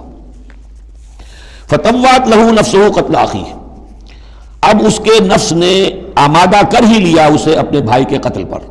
یعنی ان الفاظ میں بٹوین دی لائنز یوں سمجھیے کہ ہے اس کے اندر بھی وہ تو رہتا ہے نا حق اور باطل کی ایک کشاکش اور نیکی اور بدی کا غلبہ، قتل کروں یا نہ کروں. آخر بھائی کی باتیں بھی آئی ہیں، وہ دل نشین ہے، لیکن یہ کہ نفس جو ہے اس وقت اس کے اندر جو بھی شیطنت گھسی ہوئی تھی اس نفس نے اسے آمادہ کر ہی لیا اپنے بھائی کو قتل کرنے پر. فقتلہ، تو اس نے انہیں قتل کر دیا. فاصبح من الخاسرین، ہو گیا تباہ ہو جانے والوں میں. فبعث اللہ غرابا یبحث فی الارض، یہ پہلا خون ہے جو نسل آدم میں ہوا ہے. تو اللہ تعالیٰ نے کوے کو بھیجا، وہ زمین کو کریت رہا تھا. اب اسے قابل کو یہ سمجھ میں نہیں آ رہا تھا کہ میں کیا کروں، ابھی لاش جو ہے بھائی کی اس کو کیسے ڈسپوز آف کروں. تو اللہ تعالیٰ نے ایک کوے کو بھیج دیا، وہ زمین میں جیسے آپ کو معلوم ہے چونچ سے مارتا ہے، اس میں سے کچھ دانے نکالتا ہے. وہ دیکھا یبحث فی الارض لیریہ، تاکہ اللہ اسے دکھا دے کیف یواری سوءۃ اخی، کہ اپنے بھائی کی لاش کو کیسے چھپائے. قال یا ویلتی عجزت ان اکون مثل ھذا الغراب، اس نے کہا ہائے میری شامت، میرے اندر اس کوے جیسی بھی عقل نہ تھی، نہ ہوا میں اس کوے جیسا بھی کہ مجھے یہ بات خود سوچ جاتی. فواری سوءۃ اخی، اور میں اپنے بھائی کی لاش کو چھپا دیتا. فاصبح من النادمین من اجل ذلک، اس چیز پر اس کے اندر بڑی شدید ندامت پیدا ہو گئی. کتبنا علی بنی اسرائیل، اجل ذلک دونوں طرف لگتا ہے، من اجل ذلک کتبنا علی بنی اسرائیل، اور ہم نے اسی بنا پر بنی اسرائیل پر یہ بات لکھ دی تھی. قتل ناحق ہم نے تورات میں لکھ دیا تھا کہ یہ اتنی بری شے ہے کسی ایک انسان کا قتل کرنا بھی. کتبنا علی بنی اسرائیل انہ من قتل نفسا بغیر نفس و فساد فی الارض، اگر کسی نے کسی انسان کو قتل کیا بغیر کسی قتل کے قصاص میں، بغیر نفس، ہاں کسی نے قتل کیا، قتل کے جواب میں قتل کیا جائے تو یہ قتل ناحق نہیں ہے، یہ تو پھر قصاص کا قتل ہے. اور فساد فی الارض، یا کوئی شخص زمین میں فساد مچا رہا ہے اس میں اس کو قتل کیا جائے، یعنی کوئی قصوروار ہے، مجرم ہے، اس کو سزا دینے میں قتل کیا جائے تو بات اور ہے. کسی بے قصور انسان کو اگر قتل کر دیا گیا فکانما قتل الناس جميعا، تو یہ ایسے ہے جیسے کہ اس نے تمام انسانوں کو قتل کر دیا، پوری نوع انسانی کو. کیوں کہ تمدن کی جڑ کٹ گئی. احترام جان، احترام مال، یہ بنیاد ہے تمدن کی۔ ومن احیاہا، اور جس نے ایک انسان کی جان بچا لی، فکانما احیا الناس جمیعا، تو گویا کہ اس نے پوری نوع انسانی کو بچا لیا۔ وَلَقَدْ جَاءَتْهُمْ رُسُلُنَا بِالْبَيِّنَاتِ، ان کے پاس ہمارے رسول آئے تھے واضح نشانیاں اور تعلیمات لے کر۔ ثُمَّ إِنَّ كَثِيرًا مِّنْهُمْ بَعْدَ ذَلِكَ فِي الْأَرْضِ لَمُسْرِفُونَ، لیکن اس کے بعد بھی ان میں سے بہت سے لوگ ہیں کہ جو زمین میں اسراف اور فساد اور دسترازی کرتے پھر رہے ہیں۔ انما جزاء الذین یحاربون اللہ ورسولہ، اب یہ وہ آ رہی ہے محاربے کی آیت ہے۔ اگر اسلامی ریاست ہے اور اس میں کوئی گروہ ہے جو فتنہ و فساد مچا رہا ہے، کوئی دہشت گردی کر رہا ہے، خون ریزی کر رہا ہے، قتل و غارت کر رہا ہے، راہزنی کر رہا ہے، ڈاکے ڈال رہا ہے، گینگ ریپ ہو رہے ہیں، تو ان کی سزا کیا ہے؟ انما جزاء الذین یحاربون اللہ ورسولہ، لیکن یہ اسلامی ریاست کی جس میں اسلامی قانون نافذ ہوں۔ اصل میں سزائیں بھی جو ہیں وہ اسی معاشرے میں جس میں کہ باقی سارا اسلام کا نظام بھی قائم ہو، ورنہ نظام یہ ہو جھوٹی گواہیاں دینے والے موجود ہوں، ایمان فروش موجود ہوں، ججوں کو خریدا جا سکتا ہو، اور اس میں یہ سخت قوانین بنا دیے جائیں، تو پھر اس سے جو نتائج نکل رہے ہیں وہ بجائے یہ کہ شریعت کو کوئی نیک نامی ملے، شریعت بدنام ہوتی ہے الٹی۔ تو پورا نظام، جیسا کہ میں نے کہا تھا کہ لا جو ہے قانون، وہ سسٹم کو سبسرو کرتا ہے۔ سسٹم صحیح ہو، اب وہ قانون صحیح جو ہے اسے سپورٹ کرے گا اور اسے برقرار رکھے گا، اس کی حفاظت کا ذمہ دار ہوگا۔ انما جزاء الذین یحاربون اللہ ورسولہ، یقیناً بدلہ ان لوگوں کا کہ جو محاربہ کرتے ہیں، چیلنج کرتے ہیں اللہ کو اور اس کے رسول کو، یعنی اسلامی ریاست کو، ویسعون فی الارض فسادا، اور زمین میں وہ فساد مچاتے پھرتے ہیں، ان یقتلوا، کہ انہیں قتل کیا جائے، بلکہ یقتلوا نہیں، یقتلوا، ان کے ٹکڑے کیے جائیں، تقتیل، یقتلوا تقتیلا، اور یصلبوا، یا انہیں سولی چاہا جائے، اور تقطع ایدیہم وارجلہم من خلاف، یا ان کے ہاتھ اور پاؤں مخالف سمتوں سے کاٹا جائے، ایک ہاتھ کاٹ دیا جائے، ایک پاؤں کاٹ دیا جائے، اور ينفوا من الارض، یا انہیں ملک بدر کر دیا جائے۔ ذالک لہم خزی فی الدنیا، یہ تو ہے ان کے لیے دنیا کی زندگی میں رسوائی، ولہم فی الآخرۃ عذاب عظیم، اور آخرت میں ان کے لیے مزید بہت بڑا عذاب ہے۔ الا الذین تابوا من قبل ان تقدروا علیہم، سوائے اس کے کہ جو لوگ توبہ کر لیں اس سے پہلے کہ تم ان پر قابو پاؤ۔ ایک تو یہ ہے کہ توبہ کر لی ہے، ابھی وہ ڈاکو پکڑے نہیں گئے، پکڑے جانے سے پہلے توبہ کر رہے ہیں، اس میں رعایت کی گنجائش ہے، لیکن جب پکڑے گئے اب توبہ کا دروازہ بند ہو گیا۔ الا الذین تابوا من قبل ان تقدروا علیہم، سوائے ان کے کہ جو توبہ کر لیں اس سے پہلے کہ تم ان کے اوپر قابو پاؤ، فاعلموا ان اللہ غفور الرحیم، تو ان کے ساتھ نرمی کی جا سکتی ہے، تو جان لو کہ اللہ تعالیٰ غفور اور رحیم ہے۔ یہی معاملہ کیا تھا حضرت علی رضی اللہ تعالیٰ عنہ نے خوارج کے ساتھ، کہ اگر تم اپنے غلط عقیدے پر قائم رہو میں تمہیں کچھ نہیں کہوں گا، لیکن تم اگر خون ریزی کرو گے، قتل و غارت کرو گے، تو پھر ظاہر بات ہے کہ میں تمہارے ساتھ رعایت نہیں کر سکتا، محض عقیدے کی حد تک میں تمہیں کچھ نہیں کہوں گا۔ یا ایھا الذین آمنوا اتقوا اللہ وابتغوا الیہ الوسیلۃ وجاہدوا فی سبیل اللہ لعلکم تفلحون، اہل ایمان اللہ کا تقوی اختیار کرو اور اس کی جناب میں اس کا قرب تلاش کرو۔ اس لفظ نے بھی کافی لوگوں کو پریشان کیا ہے۔ وسیلے کا لفظ اردو میں آتا ہے تو ذریعے کے معنی میں آتا ہے، وسیلہ ذریعہ، کسی تک پہنچنے کا ذریعہ، سفارش کے لیے کسی کو وسیلہ بنا لیا، کسی کو ذریعہ بنا لیا۔ عربی میں وسیلہ کے یہ معنی نہیں ہے، عربی میں وسیلے کے معنی قرب ہے صرف۔ بدقسمتی سے بعض تو الفاظ ایسے ہیں کہ جو عربی میں ان کا مفہوم بالکل کچھ اور ہے، اردو میں کچھ اور ہے، بعض ایسے ہیں کہ کچھ تھوڑا فرق ہے۔ جیسے ذلیل کا لفظ ہے، عربی میں اس کے معنی ہے صرف کمزور، اردو میں اس کے معنی ہے کمینے کے، زمین و آسمان کا فرق آ گیا۔ جیسے کہ ہم پڑھ آئے ہیں وَلَقَدْ نَصَرَكُمُ اللَّهُ بِبَدْرٍ وَأَنْتُمْ أَذِلَّةٌ، اے مسلمانوں یاد کرو اللہ نے تمہاری مدد کی تھی بدر میں جبکہ تم بہت کمزور تھے۔ اب اگر وہاں ذلیل کا ترجمہ اردو والا کر دیا جائے تو پھر ہمارے ایمان کے لالے پڑ جائیں گے۔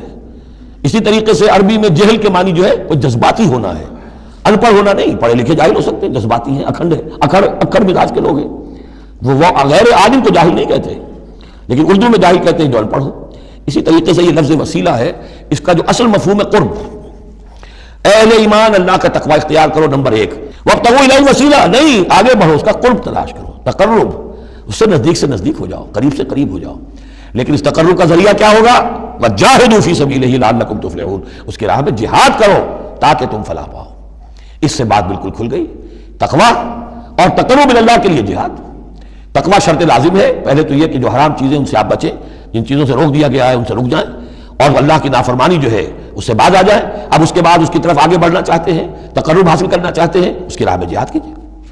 ان الذین کفروا لو ان لهم ما فی الارض جميعا ومثله معه، وہ لوگ جنہوں نے کفر کیا اگر ان کے پاس ہوتی وہ ساری دولت کی جو زمین میں ہے کل کی کل، اور اتنی ہی اور بھی ہوتی، لیفتدوا به من عذاب یوم القیامہ، کہ وہ اس کے ذریعے سے فدیہ دے کر چھوٹ سکے قیامت کے دن کے عذاب سے، ما تقبل منہم، وہ ان سے ہرگز قبول نہیں کی جائے گی۔ یہ بھی تعلیق بالمحال ہے، نہ ایسا ہوگا نہ ممکن ہے، لیکن یہ کہ آخری درجے میں اس کو بیان کر دینا کہ اگر اتنی دولت بھی ہو تب بھی اللہ کے یہاں وہ فدیہ جو ہے قبول نہیں ہوگا۔ وَلَهُمْ عَذَابٌ أَلِيمٌ، اور ان کے لیے تو دردناک عذاب ہے۔ يُرِيدُونَ أَن يَخْرُجُوا مِنَ النَّارِ وَمَا هُمْ بِخَارِجِينَ مِنْهَا، وہ چاہیں گے کہ آگ سے کس طرح نکلے لیکن نکل نہیں پائیں گے۔ وَلَهُمْ عَذَابٌ مُقِيمٌ، اور ان کے لیے ہوگا قائم رہنے والا عذاب، مسلسل دائم اور قائم۔ وَالسَّارِقُ وَالسَّارِقَةُ فَاقْطَعُوا أَيْدِيَهُمَا، اور چوری خواہ مرد کرے خواہ چوری کرنے والی عورت ہو، ان دونوں کا ہاتھ کاٹ دو، ایک ایک ہاتھ، ایدیہما، ان کے ایک ایک ہاتھ کاٹ دو۔ جزاء بما کسبا، یہ بدلہ ہے ان کے کرتوت کا، نکالا من اللہ، اور یہ عبرتناک سزا ہے اللہ کی طرف سے۔ اب دیکھیے یہاں میں مثال دیتا ہوں آپ کو اہل قرآن کی حکمت اور ان کی سمجھداری کی۔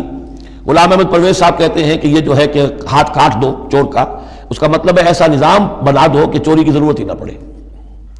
اچھا یہ تو ہم بھی چاہتے ہیں کہ نظام ایسا ہو، کفالت عامہ ہو، کوئی شخص مجبوراً چوری نہ کرے، اس لیے کہ اس کی کفالت کے لیے اگر موجود ہے، وہ ریاست جو ہے اس کی تمام بنیادی ضروریات کی وہ انڈر رائٹ کر رہی ہے، تو اسے چوری کی ضرورت نہیں ہے۔ ہم بھی چاہیں گے کہ یہ بات ٹھیک ہے، لیکن یہ کہ اس کا مطلب یہ ہے، یہ غلط ہے۔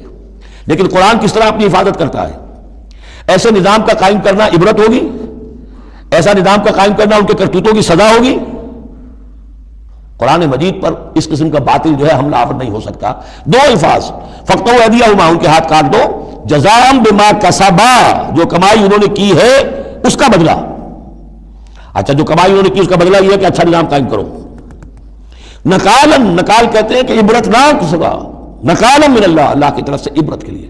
اور یہ اسلام کے اندر جو تعزیرات ہیں اور حدود ہیں اور سزائیں ہیں، ان کے لیے لفظ نکال بہت اہم ہے۔ عبرتناک سزا، اگرچہ شہادت کا قانون بڑا سخت رکھا ہے، شبہ ہو تو ملزم کو چھوڑنے کی ہدایت ہے۔ جو آج بھی دنیا کے اندر جو اصول ہے کہ جو بھی ڈاؤٹ ہے اس کا فائدہ جو ہے، شک کا فائدہ وہ ملزم یا ملزم کو جائے گا، لیکن یہ ساری کے باوجود اگر ثابت ہو گیا ہے، اب سزا وہ دو کہ ایک کو سزا ملے اور لاکھوں کی آنکھیں کھل جائیں، تاکہ آئندہ سے پھر یہ جرم کرنے کی ہمت کسی میں نہ ہو۔ یہ جو ڈیٹرنس ہے، اس طرح کی سزائیں کہ جن سے برائی جو ہے اس کو استحصال معاشرے سے کیا جا سکے، یہی واحد ذریعہ ہے۔ ورنہ دنیا میں امریکہ جیسی کلچر سوسائٹی کے اندر بھی موسٹ ہینس کرائم موجود ہے، بڑا ہی گھناؤنا جرم موجود ہے، اس لیے کہ اس قسم کی سزائیں ہیں ہی نہیں۔ لوگ جرم کرتے ہیں، جیل میں رہے، عیش کیا، کچھ دیر کے بعد پھر آئے، پھر جرم کیا، پھر چلے گئے، باہر جا کے کیا کریں گے، وہاں تو سرکاری مہمان ہیں۔ تو یہ سارا فلسفہ جو ہے نتیجہ کہ جرم جو ہے ان کا وہ بڑھتا چلا جا رہا ہے۔ والسارق والسارقۃ فاقطعوا أيديهما جزاء بما كسبا نكالا من الله والله عزيز حكيم، اللہ زبردست ہے، حکمت والا۔ فمن تاب من بعد ظلمه واصلح فإن الله يتوب عليه، تو جس نے بھی توبہ کر لی اس کے بعد اپنے ظلم اور اپنے جرم کے پیچھے واصلہ اور اصلاح کر لی تو اللہ قبول کرتا ہے اس کی توبہ کو۔ ان اللہ غفور الرحیم، یقیناً اللہ غفور الرحیم ہے۔ لیکن جرم کی سزا دنیا میں ختم نہیں ہوگی۔ ایک جرم جو کیا ہے وہ جرم ہے دنیا کا، گناہ ہے اللہ کا۔ جرم کی سزا دنیا میں ملے گی، گناہ کی سزا اللہ نے دینی ہے، اس کو اللہ معاف فرما دے گا اگر توبہ کی ہے۔ اگر توبہ نہیں کی ہے تو پھر یہ کہ اس کی سزا بھی ملے گی۔ الم تعلم ان اللہ لہ ملک السماوات والارض، کیا تم جانتے نہیں کہ اللہ ہی کے لیے ہے آسمان اور زمین کی بادشاہی۔ یعذب من یشاء ویغفر لمن یشاء، وہ سزا دے گا جس کو چاہے گا اور بخش دے گا جسے چاہے گا۔ واللہ علی کل شیء قدیر، اللہ ہر چیز پر قادر ہے۔ یا ایھا الرسول لا يحزنک الذین یسارعون فی الکفر من الذین قالوا آمنا بافواہہم ولم تؤمن قلوبہم۔ یہ پھر ذکر آ رہا ہے، لیکن یہاں بھی گڑبڑ ہے معاملہ سورہ بقرہ کی طرح۔ منافقین پر بھی انطباق ہوگا اس کا، اور اہل کتاب کے بھی وہ لوگ جو ان کی طرف کے منافق تھے، جن کا میلان اسلام کی طرف بھی تھا، چاہتے بھی تھے کہ مسلمانوں میں شامل رہے، لیکن وہ اپنے ساتھیوں کو بھی چھوڑنے کو تیار نہیں تھے۔ تو یہ جو بیچ بیچ میں مذبذبین بین ذالک تھے، یہ دونوں طرف کے لوگ تھے۔ یا ایھا الرسول لا يحزنک الذین یسارعون فی الکفر، اے رسول صلی اللہ علیہ وسلم نہ غمگین ہو آپ ان لوگوں کی سرگرمیوں سے، بھاگ دوڑ سے، کہ جو کفر کے ضمن میں بڑی سرگرمی دکھا رہے ہیں۔ من الذین قالوا آمنا بافواہہم، ان لوگوں میں سے جو اپنے منہ سے تو کہتے ہیں کہ ہم ایمان رکھتے ہیں، ولم تؤمن قلوبہم، اور ان کے دل ایمان نہیں لائے ہیں۔ ومن الذین ہادوا، اور اسی طرح کے لوگ یہودیوں میں سے ہیں۔ سماعون للکذب، یہ بڑے ہی غور سے سنتے ہیں، توجہ سے سنتے ہیں جھوٹ کو۔ سماعون لقوم آخرین، اور یہ سنتے ہیں کچھ اور لوگوں کے لیے، یعنی ایک تو یہ ہے کہ ان کی جھوٹی باتیں بڑی توجہ سے سنیں گے، شیاطین جو ہے ان کے وَإِذَا خَلَوْا إِلَىٰ شَيَاطِينِهِمْ قَالُوا إِنَّا مَعَكُمْ إِنَّمَا نَحْنُ مُسْتَهْزِئُونَ، پھر یہ کہ ان کی طرف سے جاسوس بن کر آئیں گے مسلمانوں کے ہاں، کہ یہاں بڑی توجہ سے بات سنتے ہیں تاکہ جا کے رپورٹ کر سکیں آج محمد نے یہ کہا، آج فلاں معاملہ ہوا صلی اللہ علیہ وسلم. تو سماعون لقوم آخرین، اس کے دونوں ترجمے ہو سکتے ہیں کہ ان دوسری قوم کی باتوں کو بڑی توجہ سے سنتے ہیں، یا سنتے ہیں دوسری قوم کے لوگوں کے لیے، انہیں رپورٹ کرنے کے لیے، ان کے اسپائس کی حیثیت سے آ کر. لم یاتوک، جو آپ کے پاس نہیں آتے، یعنی ان کے جو گرو گھنٹال ہیں، ان کے جو لیڈر ہیں، ان کے جو شیاطین ہیں، وہ آپ کے پاس نہیں آتے. یہ جو بین بین کے لوگ ہیں در حقیقت وہ آتے ہیں جن کے ذریعے سے یہ سارا معاملہ جو ہے جاسوسی کا چل رہا ہے. یحرفون الکلم من بعد مواضعہ، وہ کلام کو پھیر دیتے ہیں اس کی جگہ کے اور موقع اور محل کے معین ہو جانے کے بعد. یقولون ان اوتیتم ھذا فخذوہ، وہ کہتے ہیں اگر تمہیں یہ شے مل جائے تو لے لینا. کوئی مقدمہ ہے وہ لا رہے ہیں حضور کے پاس، پہلے سے طے کر رکھا ہے، اگر تو فیصلہ یہ ہوگا محمد کا ہم قبول کر لیں گا، اگر یہ فیصلہ نہیں کریں گے ہم فیصلہ رد کر دیں گے. اور اسی سے یہ بات سمجھ لیجئے کہ اصل میں فتح مکہ تک جس معنی میں ہم لفظ بولتے ہیں ریاست، اسلامی ریاست، پورے طور پر ایک ہمہ گیر ریاست پورے طور پر مدینے میں فتح مکہ کے بعد قائم ہوئی ہے، پہلے قائم نہیں ہوئی. ورنہ کسی ریاست میں دو جوڈیشل سسٹم نہیں ہو سکتے، ایک ریاست ایک عدالتی نظام. یہ لوگ جب چاہتے تھے حضور کے پاس آ جاتے تھے، جب چاہتے تھے کسی اور یہودیوں کی عدالت میں لے جاتے تھے. تو پیرلل نظام وہاں چل رہے تھے. ہمہ گیر ریاست وحدت کی حیثیت سے، ایک آرگینک ہول کی حیثیت سے یہ فتح مکہ کے بعد قائم ہوئی ہے. یقولون ان اوتیتم ھذا فخذوہ، کہتے ہیں کہ اگر یہ فیصلہ ملے تو تم لے لینا، قبول کر لینا. وَإِن لَمْ تُؤْتَوْا فَاحْذَرُوا، اور اگر یہ شہادہ تمہیں ملے، نہ فیصلہ ملے، یہ ڈگری نہ تمہارے حق میں جاری کی جائے تو پھر بچ جانا، کترا جانا. وَمَن يُرِدِ اللَّهُ فِتْنَتَهُ فَلَن تَمْلِكَ لَهُ مِنَ اللَّهِ شَيْئًا، اور جس کو اللہ تعالیٰ ہی نے فتنے میں مبتلا کرنے کا فیصلہ کر لیا ہو تو تم اس کے لیے اللہ تعالیٰ کے مقابلے میں کسی کوئی مددگار نہ پاؤ گے، کوئی شے نہیں ملے گی.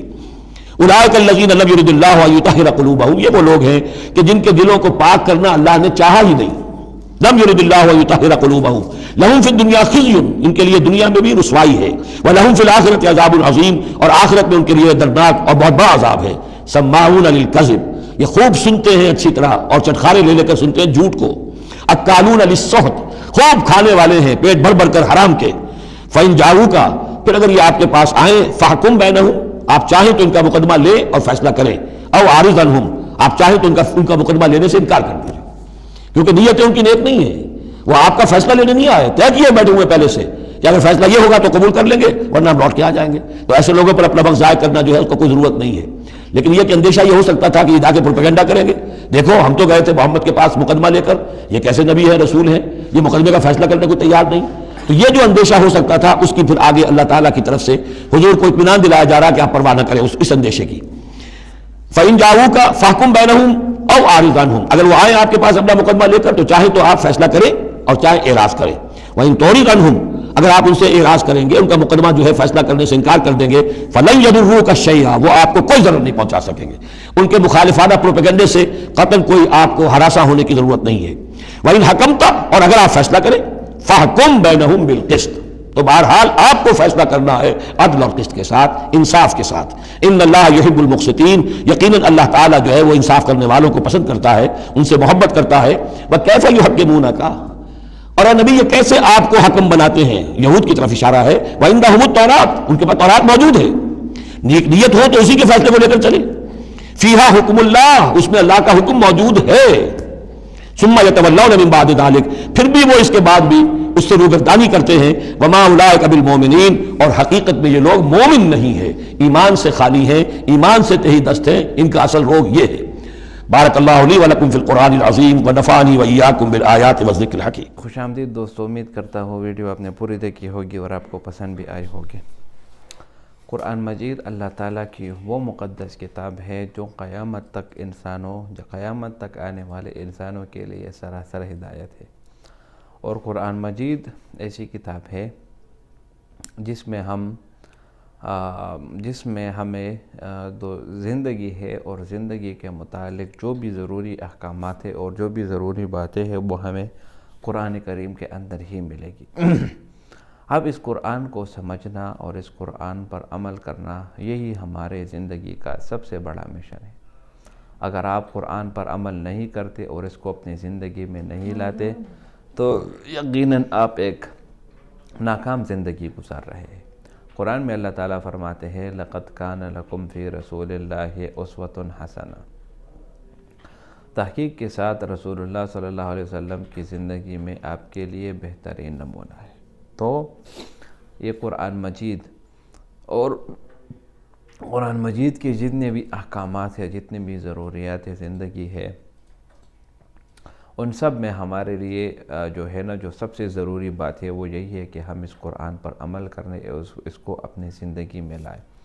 اگر قرآن پر ہم عمل نہیں کریں گے اور اس کو اپنی زندگی میں نہیں لائیں گے تو ہم نقصان اٹھائیں گے اور ہم آخرت کی زندگی میں خسارہ اٹھانے والے ہوں گے۔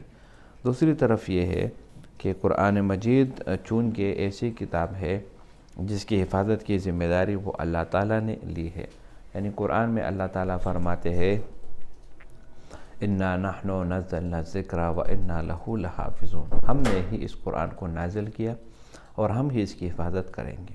اب یہاں سوال یہ آتا ہے کہ اس قرآن کی حفاظت کی ذمہ داری اللہ تعالیٰ نے کیوں لی، دوسری کتابوں کی کیوں نہیں لی؟ تو اس کا جواب یہ ہے کہ جو دوسری کتابیں ہیں ان میں لوگوں نے تحریفات کیے، ان میں لوگوں نے تبدیلیاں کی، اور ایسی تبدیلیاں کی کہ وہ کتابیں اپنی اصلی حالت سے جو ہے نا وہ نکل گئی، جبکہ یہی کتاب جو قرآن مجید ہے یہ ہمیشہ اپنی اصلی حالت میں ہی رہے گی، اور اس کی حفاظت کی ذمہ داری اللہ تعالیٰ نے لی ہے۔ تو 1450 سال تقریباً گزر گئے، ابھی بھی اس قرآن میں کوئی تبدیلی نہیں آئی اور نہ ہی کبھی اس میں تبدیلی آئے گی۔ تو بھائیو دوستو، قرآن مجید پڑھنا، اس کو سمجھنا اور اس پر عمل کرنا یہ انسان کی زندگی کی کامیابی کا نچوڑ ہے۔ دوسری طرف یہ ہے کہ قرآن میں اللہ تعالیٰ فرماتے ہیں یا ایھا الذین آمنوا اوفوا بالعقود، اوفوا بالعقود، اے ایمان والو اپنے عقد کو پورا کرو۔ اب مثال کے طور پر آج میں آپ کو بتاتا ہوں کہ ہمارے روزمرہ زندگی میں ہم کتنے عقد کرتے ہیں اور اس کو توڑ دیتے ہیں۔ یعنی عقد کو توڑنا انسان کو بالکل گناہ ہی نہیں لگتا۔ میں کسی سے اس سے وعدہ کرتا ہوں کہ میں آج آپ کے پاس آؤں گا اور آپ سے یہ چیز لوں گا، خرید لوں گا، اس کو انتظار پہ بٹھا دیتے ہیں اور پھر ہم نہیں آتے، یہ آپ نے عقد توڑا۔ آپ نے کسی رشتہ دار کو کہا کہ میں آپ کے گھر آؤں گا، وہ آپ کے انتظار میں ہے، آپ کے لیے اچھی اچھی خوراکیں تیار کر کے بیٹھا ہے اور آپ وہاں پر نہیں جاتے، آپ نے عقد سے انکار، آپ نے عقد کا خلاف کیا، آپ نے عقد توڑ دیا۔ کسی کی بھائی کی شادی ہوتی ہے، کسی کی بیٹے کی، کسی کی بہن کی، اسی طرح کسی نہ کسی کی ایک ضروری وغیرہ حاجت ہوتی ہے تو وہ آپ کو مدعو کرتا ہے اور آپ اس کے گھر نہیں جاتے، تو یہاں پر آپ عقد کو توڑنے والے بن جاتے ہیں۔ تو قرآن مجید کو اس لیے کہتے ہیں کہ قرآن از دا وے آف لائف، یہ ایک زندگی کا ایک راستہ ہے قرآن مجید، کیونکہ اگر آپ اس کے ایک ایک بات پر عمل کریں گے تو آپ کو پوری زندگی آسانی ہوگی اور پوری زندگی آپ کو جو ہے نا اس کی جو کیا کہتے ہیں پوری زندگی اس کی قدر و قیمت آپ کو ملے گی۔ اسی طرح قرآن کے ذریعے ہی ہمیں حلال اور حرام کا فرق وہ بھی پتہ چل جاتا ہے۔ اس پوری دنیا میں جتنے بھی لوگ ہیں آپ دیکھتے ہیں بہت سارے لوگ ایسے ہیں جو حلال اور حرام میں فرق نہیں کرتے، بہت سارے لوگ ایسے ہیں جو کہ بچوں کے لیے کماتے ہیں لیکن اس میں حلال اور حرام کا فرق وہ نہیں کرتے۔ تو یہی وجہ ہے کہ وہ لوگ جو ہے نا قرآن سے باخبر نہیں ہوتے، قرآن سے بے خبر ہوتے، اور یہی قرآن سے بے خبر ہونا ہی سب سے بڑی تکلیف دہ بات ہے۔ تو قرآن کو اگر اللہ تعالیٰ نے بھیجا ہے تو اس کو پڑھنے کے لیے بھیجا ہے تاکہ آپ اس کی تلاوت کریں، آپ اس کو اپنی زندگی میں لائیں، اس پر ایسی عمل کریں کہ پھر آپ زندگی بھر اس قرآن کے منشا کے اوپر عمل کرنے والے رہے، اس قرآن کے خلاف آپ نہ جانے والے بن جائیں۔ اسی طرح قرآن مجید کے علاوہ اور جتنی بھی کتابیں ہیں وہ اپنی اصلی حالت میں نہیں رہی، وہ تو ختم ہو گئی، لیکن قرآن مجید چونکہ اپنی اصلی حالت میں ہے اسی لیے یہ قرآن قیامت تک اپنی اصلی حالت میں رہے گی اور اس میں کوئی تبدیلی بھی نہیں کر سکتا۔ تو بھائیو دوستو، جتنی بھی کتابیں ہیں آسمانی ان میں سے آپ کے لیے جو سب سے زیادہ عمل کرنے والا کتاب ہے اور جس پر آپ عمل کر کے آپ کامیاب ہو جائیں گے تو وہ کیا ہے؟ وہ ہے قرآن مجید۔ اور قرآن مجید کے علاوہ جتنی بھی کتابیں ہیں، جس طرح عیسائیوں کے بائبل وغیرہ ہو گئی، تو وہ ساری کتابیں جو ہیں نا، وہ آپ کو کوئی خاطر خواہ عمل نہیں دے گی، نہ ہی کوئی آپ کو کامیابی دے گی، کیونکہ وہ کتابیں اپنی اصلی حالت میں نہیں رہی، اور نہ ہی وہ اس قابل ہے کہ آپ اس سے کوئی فائدہ اٹھا سکیں۔ تو قرآن کو سمجھنا، قرآن کے تفسیر کو سمجھنا، اس کو پڑھنا، یہی آپ کی زندگی کا ٹرننگ پوائنٹ جو ہے نا وہ ثابت ہو سکتا ہے۔ تو قرآن مجید اور قرآن مجید کے علاوہ قرآن مجید کو پڑھنا، اس کو سمجھنا اور اس کو اپنی زندگی میں لانا، یہی مومن کی کامیابی کا جو ہے نا وہ راز ہے۔ ڈاکٹر اسرار احمد نے بہت بہترین طریقے سے بیان کیا۔ امید کرتا ہوں یہ ویڈیو آپ کو پسند آئی ہوگی۔ اگر ویڈیو آپ کو پسند آئے، اس چینل کو سبسکرائب کریں۔ بہت شکریہ۔